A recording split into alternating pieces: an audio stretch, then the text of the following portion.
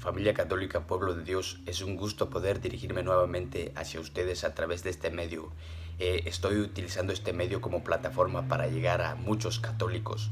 Recordemos que la Iglesia Católica tiene un lema y es el uso constante de la verdad. Debemos enfocarnos lo que se ha develado a la luz de la tradición católica y no en las opiniones formuladas por los grupos heréticos, por los sectarios. Eso es una visión ética protestante de ver las cosas. Entonces, la pregunta que surge a continuación es ¿de dónde surgió la palabra católica en la historia del cristianismo? Obviamente en Hechos 11:26 dice que los cristianos, la iglesia pasó, los discípulos pasaron a llamarse cristianos. Entonces, cualquier grupo herético que no pertenece a la iglesia católica puede utilizar esto para objetar y decir, pero la iglesia no se llamó católica. En la Biblia la iglesia, los cristianos, los discípulos se llamaron cristianos. Permíteme recordarte que esta iglesia que surgió en Antioquía era apostólica. Y en Antioquía, Siria, hubo un tercer obispo que se llamó Ignacio, conocido en nuestro tiempo actual como San Ignacio de Antioquía, uno de los grandes padres apostólicos por tener una cercanía por los apóstoles, pues fue discípulo del apóstol San Juan y discípulo del apóstol San Pablo. Ignacio de Antioquía ocupó el tercer lugar en el obispado de Antioquía, Siria, siendo los dos primeros San Pedro y San Evodio, según Eusebio de Cesarea en su narración Historia Eclesiástica. San Juan Crisóstomo había escrito que Ignacio de Antioquía fue nombrado obispo por los apóstoles San Pablo y San Pedro. Según Teodoret, Ignacio de Antioquía fue nombrado solamente obispo por las manos del apóstol San Pedro. Ignacio de Antioquía fue nombrado obispo en el año 70, año de la destrucción de Jerusalén, y quien vivió en tiempos del emperador Trajano. Por ese tiempo la iglesia estaba sufriendo una terrible persecución.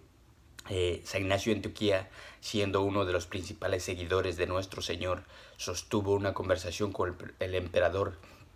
Al negarse a postrarse ante sus dioses, le dice el emperador a San Ignacio: ¿quién eres tú, espíritu malvado, que osas postrarte ante mis dioses? San Ignacio de Antioquía le respondió: nadie llama espíritu malvado a Teoporos, que en griego significa el que lleva a Dios dentro de sí. El emperador le preguntó: ¿quién es Teoporos?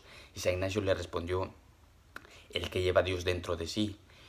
Y el emperador le dice: ¿tú crees entonces que nosotros no llevamos a nuestros dioses dentro de nosotros, aquellos que nos ayudan a vencer a nuestros enemigos? San Ignacio le dijo lo siguiente: esos no son dioses, sino son diablos. Hay un solo Dios y un solo Señor Jesucristo, en cuyo reino anhelo ser admitido un día.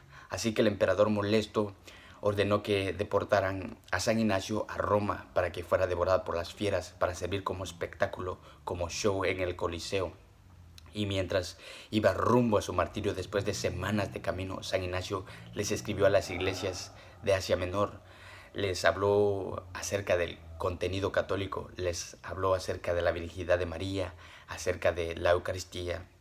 Y en una de esas cartas que iba dirigido a la comunidad de Esmirna, San Ignacio escribió lo siguiente: ninguna Eucaristía puede ser aprobada por el obispo o alguien encargado por él, porque donde está el obispo, ahí está la comunidad, así como donde está Jesucristo, ahí está la Iglesia Católica. Palabras de San Ignacio de Antioquía desde el año 106. Esto es lo que el Espíritu Santo está diciendo a través del tintel de San Ignacio: la Iglesia es católica. Entonces, y durante los primeros siglos del cristianismo, durante la primitiva iglesia, la era cristiana, los cristianos se identificaban antes de morir, extendían sus manos en forma de cruz y repetían lo siguiente: mi nombre es cristiano y mi apellido es católico. Se empezó a utilizar el título católico para distinguirse de aquellos grupos que solían llamarse cristianos, pero que habían caído en herejía. Entonces, aquí vemos que la iglesia se llamó católica por un discípulo de los apóstoles, es decir, el Espíritu Santo a través del tintel de San Ignacio llamó a la iglesia católica. Pues la palabra católica está formulada por dos palabras en griego: kata, olon, kata según, olon total, completo, es decir, toda la totalidad.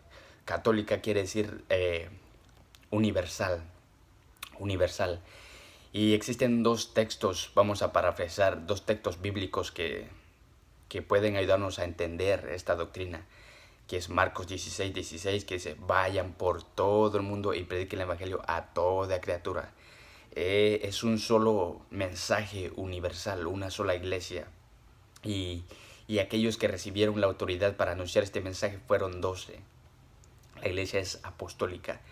Y en Mateo 28:19 dice lo siguiente: vayan pues sean que todos los pueblos sean mis discípulos, bautícenlos en el nombre del Padre, del Hijo y del Espíritu Santo, enséñense a cumplir todo lo que yo les he encomendado.